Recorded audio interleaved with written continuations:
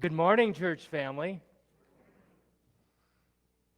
Wow, I've never done this before. This perspective.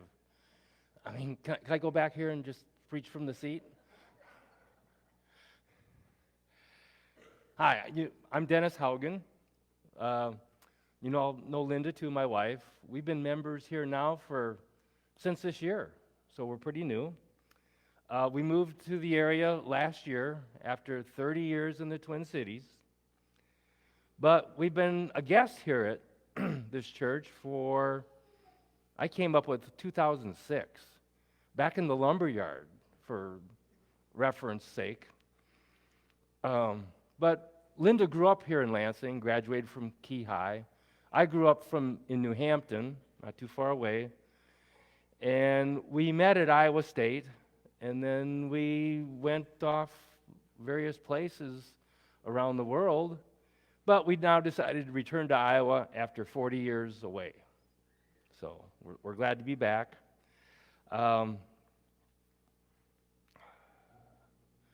This perspective is different up here. Do I look over here at Susan? Or look back there at Linda? Yeah. So, perspective.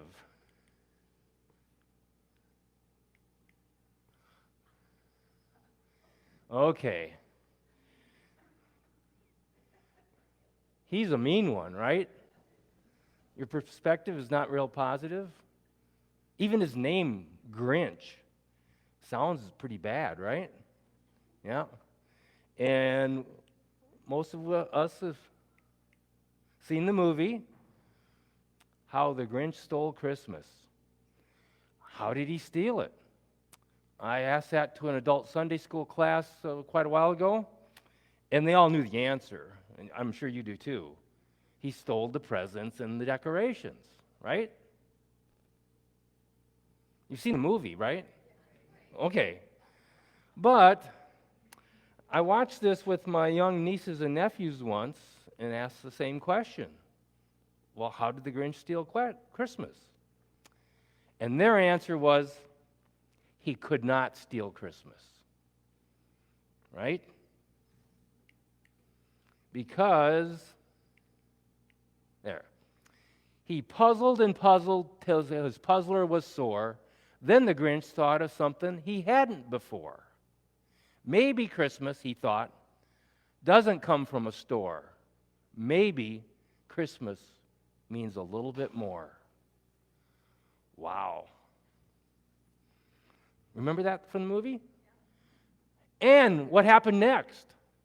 They say, well, in Whoville, that the Grinch's small heart grew 3 sizes that day.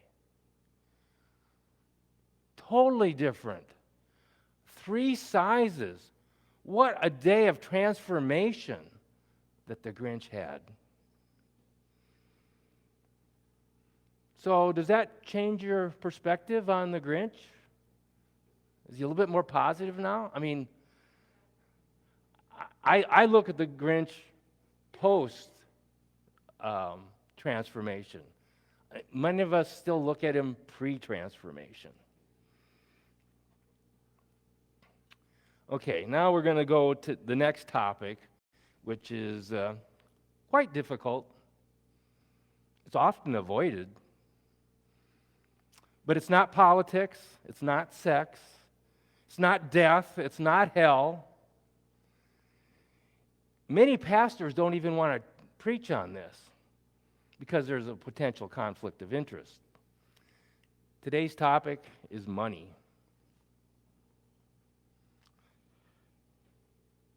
So the general perception out there, perspective, is it's my money. Car loans are a way of life. Credit cards help build my credit. And it's impossible to tithe. And the list can go on and on and on of how many people think about money. But what does the Bible say? The Bible says God owns it all, and we're just stewards of those resources. A faithful manager will be blessed. Blessings are given that you can handle. It's for your own benefit. The borrower is a slave to the lender. And God says the first 10% should be offered back to him. And we can go on and on and on, because most people probably don't realize the Bible has 2,350 verses on money and possessions. I got the booklet right here that does that by category. And so if you have a topic, you can go look it up, and it gives all what the Bible says about money. I also have a Bible, Stewardship Bible. Jesus' words are not in red, but all the stewardship stuff is in green.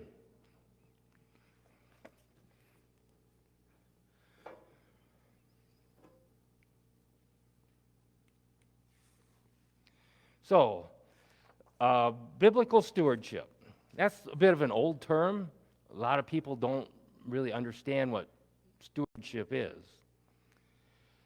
So, more recently, the term financial freedom has come into play. Free from the traps of debt. And we had a sermon about a month ago about freedom.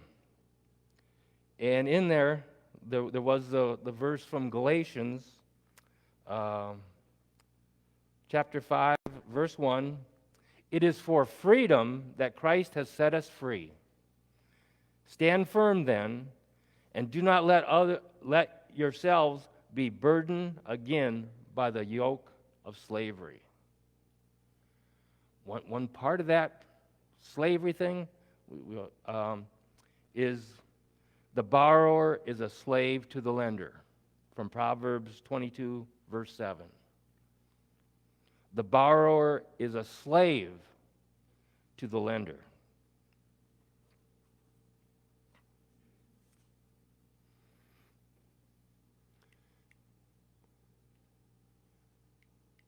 There we go.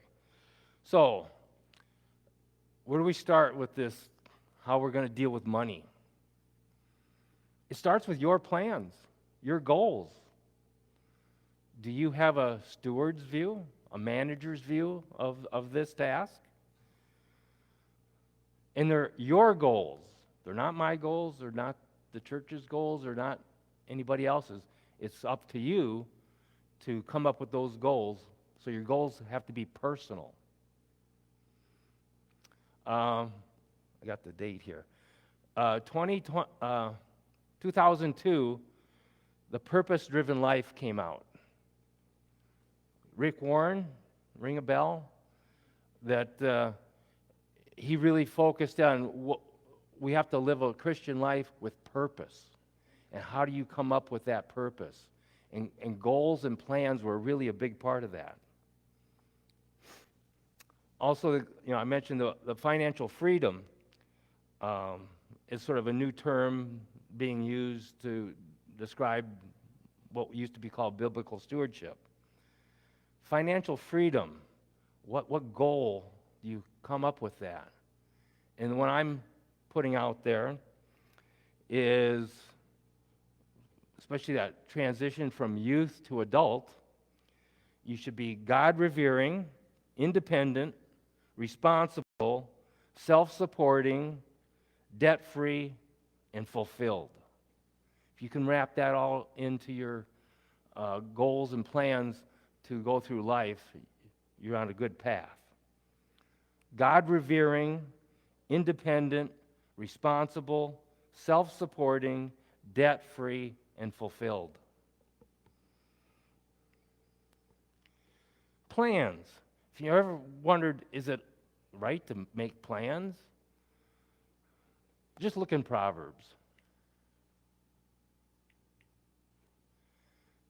Okay. There. Proverbs has loads and loads of plans. A simple man believes anything, but a prudent man gives thoughts to his steps. Commit to the Lord whatever you do, and your plans will succeed. Well, that's some pretty good advice. In his heart, a man plans his course, but the Lord determines his steps. So your plan, if it isn't in line with God, it probably won't be successful. Many are the plans of a man's heart, but it is the Lord's purpose that prevails. Plans of the diligent lead to profit. Well, we want that. As surely as haste leads to poverty. And finally, make the horse is made ready for the day of battle, but victory rests with the Lord. So it's pretty clear, yes, you're supposed to plan. Hopefully it's in line with God, and He'll help determine your steps. So it's pretty obvious, one size does not fit all here. Your plans should be personal. Your goals should be personal. Because you are a unique person created by God. You have spiritual gifts. I think there's 20 of them listed, and you may have a couple, and you don't have some of them at all. You have natural gifts, God-given, that you have gifts and talents that you have that are not everybody else has. Your personality, again, something that's God-given. There are 16 types of personality, roughly. I'm an INTJ, so you have 4 letters that help determine, and it's very useful to know that people have different personalities. When I got marriage counseling, I thought everybody was the same. And the pastor goes, you and Linda are quite different. And this showed it. And yes, we've had our differences, but opposite attracts. And it's all worked out pretty good so far. We're over 40 years now. So, values. Again, you have various values, and your values are not the same as your values. Hopefully they're centered on the Bible, but we all have differences. We're unique. And passions. What gets you going in the morning to get up and do it? We all have different passions of what we will really want to do, enjoy to do, and it won't even seem like work.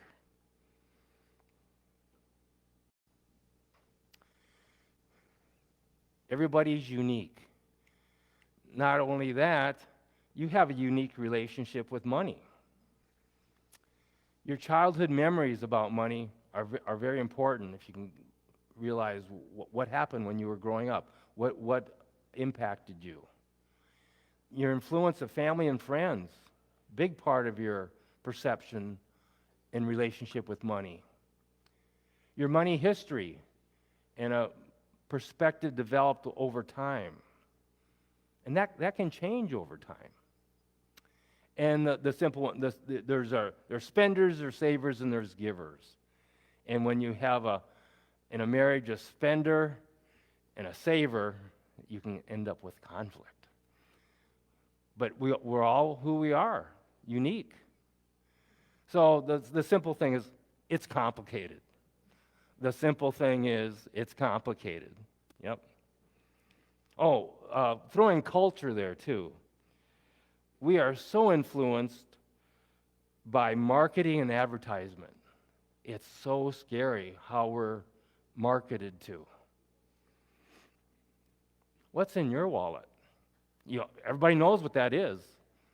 What's in your wallet? Buy now and pay later. You deserve this. A break today at McDonald's. We all know those. We are bombarded by commercials, marketing that want us to spend our money that way.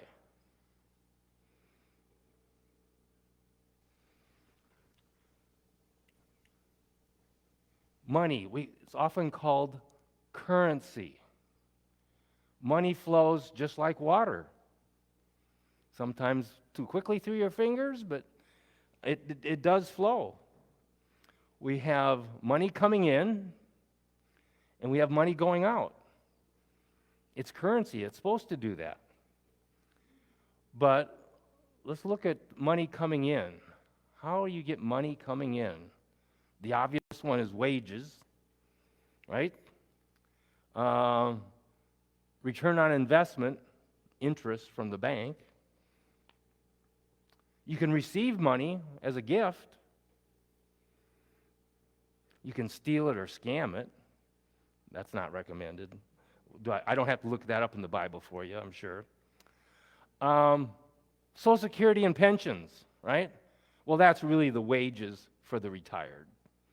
So put it under that category. Money out. What can you do with money? You can spend it, right? You can save it, invest it. But that's really a different bucket. It's going to come out of that bucket and go into another bucket.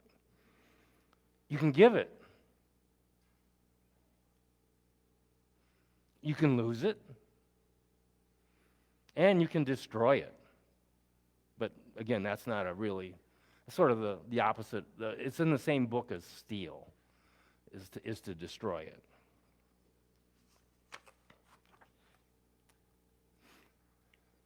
I hope your bucket doesn't look like this. No money coming in and money leaking out all these holes. But let's look at that money out. That's often where there's issues. Money coming out. I just picked out the big three. You can spend it on your lifestyle, and you've probably heard, live below your means. You can save it, money for the future. That's when your future needs are greater than your current wants. Looking at those needs and wants, we sometimes get a bit confused. What's truly a need and what's truly a want. And for a specific purpose, either short-term, long-term. It's good to save for that next car. It's good to save for college education, save for a house, save for retirement. So for saving for a specific purpose. And to give, because you have a passion for a cause. You're going to freely give your money away. That's not a real concept a lot of people can wrap their head around. I'm going to give my money away? But it's my money. Yeah, you can give it away. You get to determine.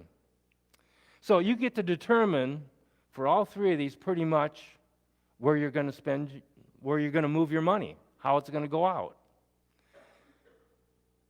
Come on, somebody's going to catch me on this one. Except for taxes.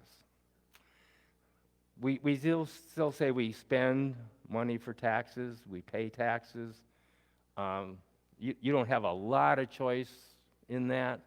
And you can talk to your financial counselor about how to reduce your amount you pay in taxes, but we all pay taxes and we don't have a lot of say in it. So, spend. Live below your means. I put up 80% there. We'll get to that a little bit later. But if you live below your means, that really helps to combat self-indulgence and envy. This isn't real rocket science. And there's plenty of verses in the Bible, but I just put one up here, 1 Timothy. The rich, it's a warning. Rich, do not be arrogant. Put hope in God, who richly provides us with everything for our enjoyment. And the real big one is live below your means. Promotes contentment. This is from Paul in Philippians. And I want to read this directly. For I have learned to be content, whatever the circumstances. I know what it is to be in need. I know what it is to have plenty. I have learned the secret of being content in any and every situation, whether well-fed or hungry, whether living in plenty or in want. I can do all this through Him who gives me strength. Contentment. You need to find it. You need to learn it.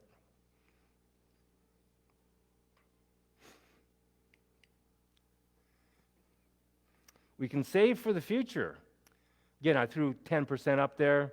You talk to any financial guy now, consultant, they'll probably say 15. But let's start with 10. Again, it's about this future needs being greater than current wants. That helps you put money aside for some rainy day.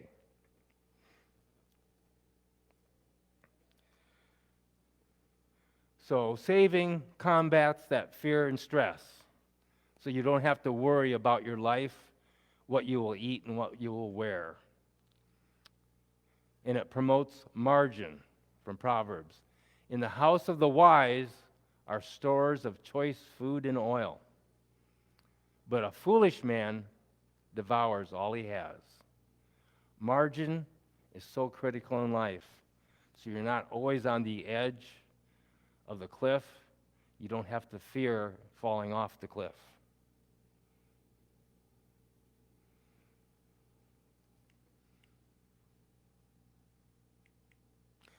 Give. Passion for a cause. Again, 10%. I'm going to put it out there.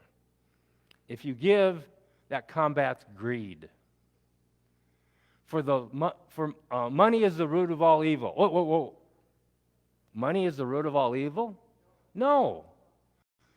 For the love of money is a root of all kinds of evil. People, eager for money, have wandered from the faith and pierced themselves with many griefs. Greed, not good. Even though that movie Wall Street, Gordon Gekko said greed is good, here's a different perspective. Giving promotes generosity and gratitude. You're not going to hear much of this in the mainline culture out there. But it promotes doing good, do good, be generous and willing to share. And God loves a cheerful giver. Giving promotes generosity and gratitude.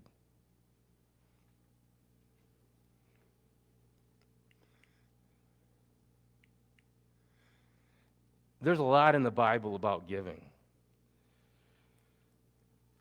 A lot. And so I just put up a few of the ones I sort of stick in my mind. It starts with, God does not need your money. That is a foreign concept to a lot of people. They think God needs their money. If we go to Psalm 50, it says, I have no need of a bull from your stall, or of goats from your pens. For every animal of the forest is mine, and the cattle on 1,000 hills. I know every bird in the mountains, and the insects of the field are mine. I like insects. I'm an entomologist.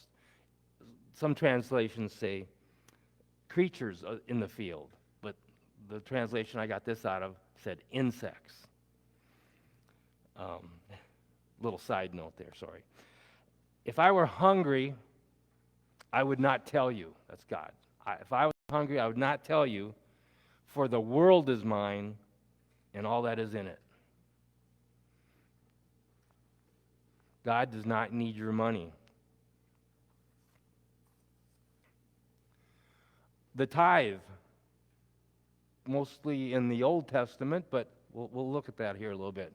So before the law, Abraham gave Melchizedek a tenth. Who's Melchizedek? He was a priest and a king. priests and kings were not one person back in those days. They were separate positions. There were priests and there was kings. But Melchizedek was both, a priest and a king.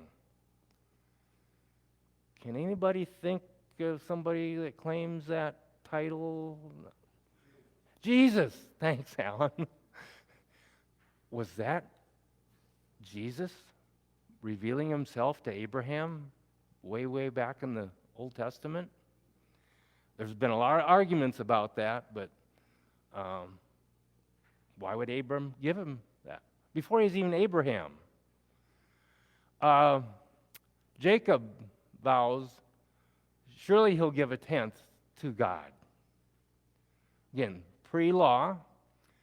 But then in Leviticus, there is the law that every 10th part of a herd or flock shall be holy to the Lord. In Deuteronomy, be sure to set aside a 10th of all that your fields produce. In other places, it'll say first fruits. So we'll get the order here in a bit. Even Jesus in the New Testament talks about the tithe of herbs, sort of getting really on the Pharisees at the time. But yeah, they were tithing on the smallest bits, but they disregarded justice and mercy. And Jesus said, no, you should tithe, but don't forget the justice and mercy.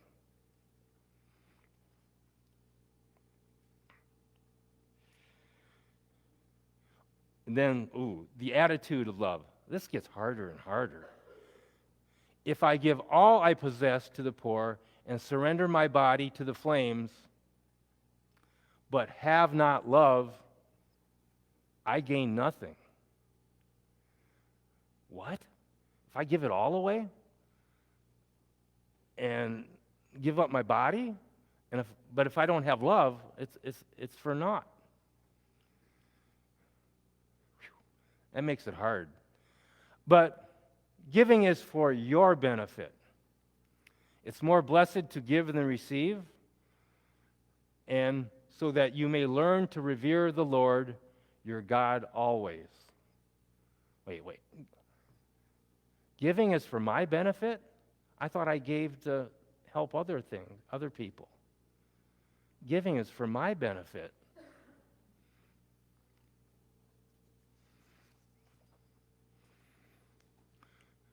So, a quick summary here of where we've been. Spending within your means reduces self-indulgence and promotes contentment. Saving reduces fear and stress and promotes margin. Giving reduces greed and promotes gratitude. Okay. I guess we can go with that.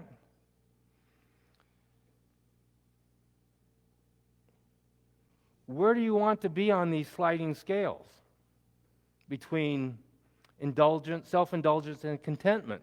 It's a continuum. There's no magic number there that there you have contentment and that other side you have self-indulgence. We all know about fear and stress versus margin. It's all a sliding scale. Giving between greed and gratitude, it's not really cut and dried, and one size doesn't fit all. So I put out there the 80-10-10, roughly. Well, 80-10-10 does not work. It just doesn't. Because if you do 80-10-10, it really will become 110 minus 10 and 0. There's plenty of examples out there of that. The minus 10, that's your debt. I mean, people are in debt. So let's flip that a little bit and go 10-10-80 and talk about giving first, saving second, and then spending. Giving the 10% first, that's biblical. First fruits.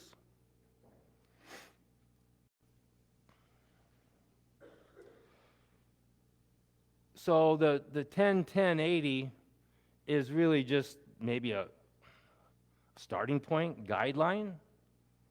You get to decide. You're the steward of the money. It's your choice.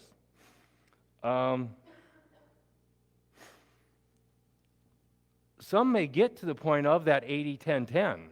Let's flip this. They're giving away 80%, they're saving 10%, and they're only spending 10% on their lifestyle. That's a possibility. Or you may get to the giving 80%, saving nothing because you don't need to save anymore, and you live on 20%.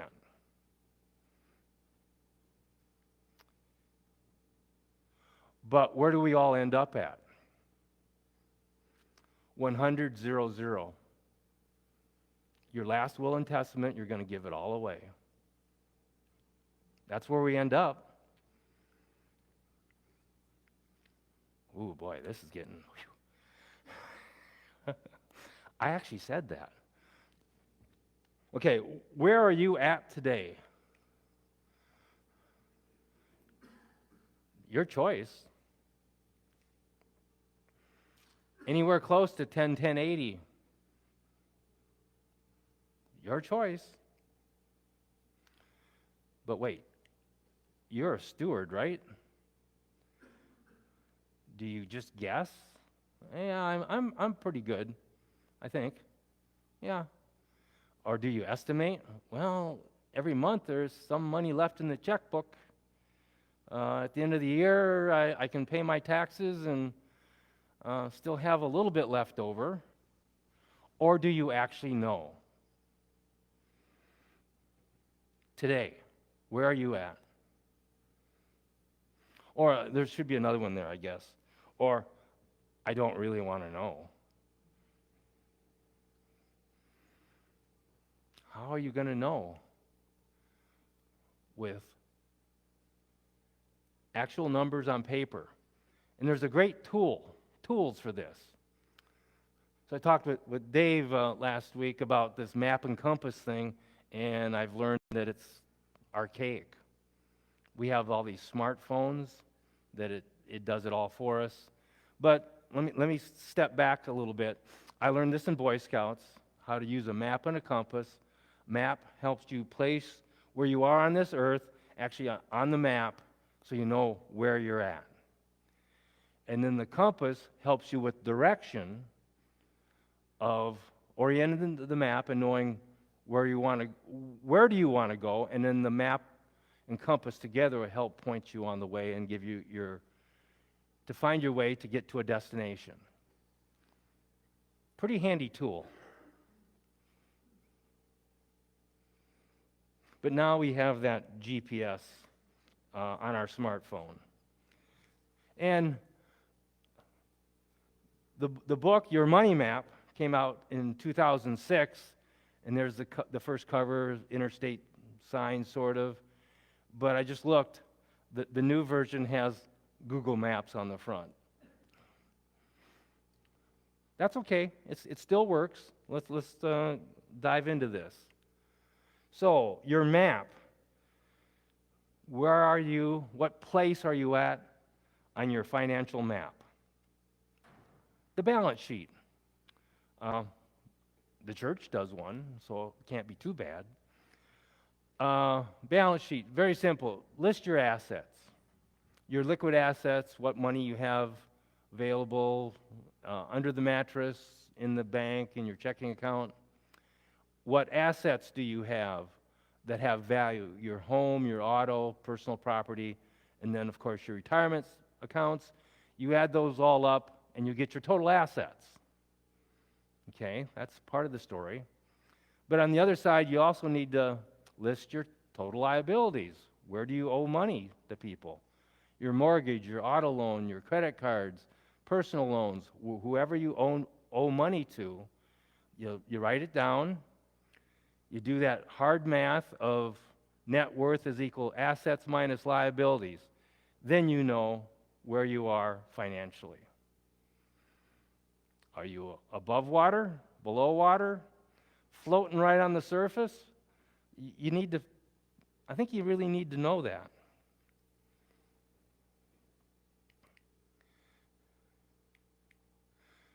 Now the compass. What direction are we going? This is a spending plan. This is set up for every month. So you sit down before the start of the month and you plan.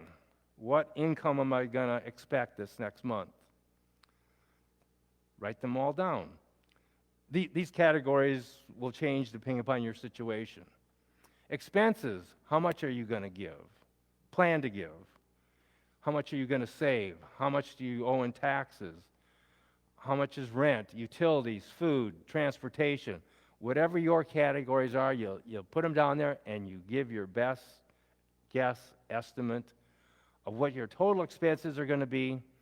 You do the hard math of income minus expenses, and you get a value. It has to be positive to take the next step forward. You don't want a plan to fail or fail to plan.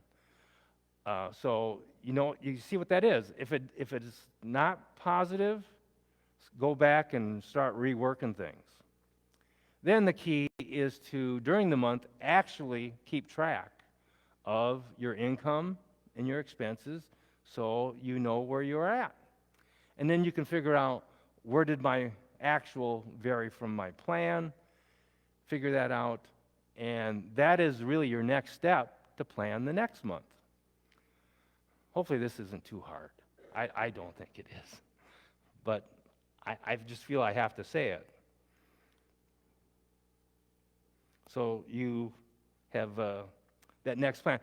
And I would give it at least 3 months to get it worked out. You're not going to do it right the first month. It's not going to be good enough.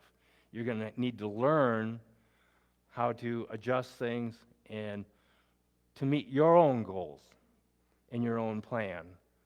Not anybody else's. This is yours.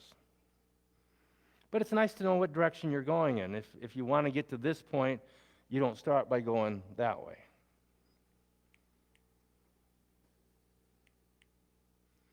And to me, this is a huge, huge verse in the Bible from Proverbs. Be sure to know the condition of your flocks. Give careful attention to your herds, for riches do not endure forever. Well, I'm not a farmer. This doesn't apply to me. Well, I think it does. I think we all know and can give attention to these words because you should be the steward. And if you're a steward, you need to know and you need to give attention. Or else stewards do get fired. Riches do not endure forever. If you are taking care of it in a God-honoring way, chances are you'll be able to continue. But if you're squandering away those resources, you may not be allocated those resources in the future. My brother always said, do the math. You don't know how many times I read newspaper articles. Reporters must not understand math because what they give you in the paper does not add up. Their math is wrong. So do the math. Math is okay. It's important. There is the power of compounding interest that a lot of people ignore. Because compounding interest can work for you if you're saving, and it accumulates a lot faster than you think it's going to accumulate. Or it can work against you as anytime you go into debt. So that $10 McDonald's credit card purchase, if you just pay the minimum, that's soon going to be $20. did you really want to spend $20 on that meal at McDonald's? Or 10? You got to do the math. And then it gets really bigger when you start looking at buying a car and what financing you're going to have. It can be a huge difference.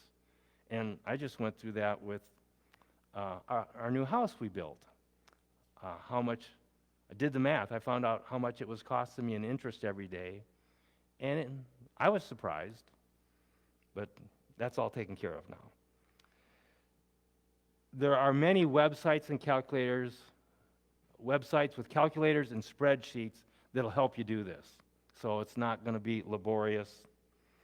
I often hear, well, I'm not good at math. Well, no, these things are very simple they'll do the math for you. There's no excuse not to do the math.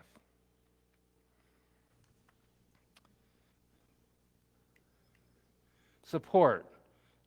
I'm not throwing you out there just to do this on your own. There's family, friends, community that can help you. There are websites with a Christian focus. I've gotten to these websites, get some of their blogs. Crown.org is super. FaithFi is fairly new. It stands for Faith Finances. They just shortened it. And compassfinancialministries.org. All three of those are really good. There's stuff that's maybe not so good out there. And there's plenty of books.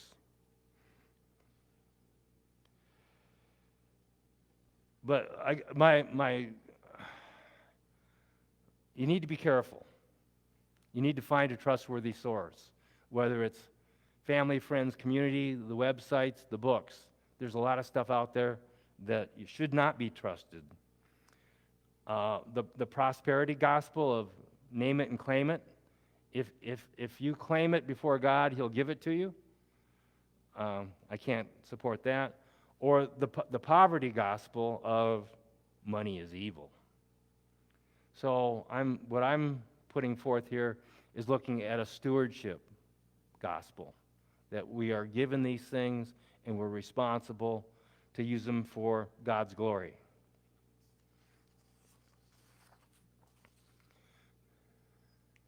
Books. If you need the book recommendations, I have plenty. Larry Burkett was one who really started a lot of this financial freedom, totally looking at the Bible. He was a big part of that, counting up to 2,350 verses, along with Ron Blue, Master Your Money, Howard Dayton, Your Money Map. Most people probably heard of Dave Ramsey. He's a bit in your face, but he speaks truth. I first came across Dave Ramsey driving the back roads of Missouri on the radio, and I heard this guy, where is this guy coming from?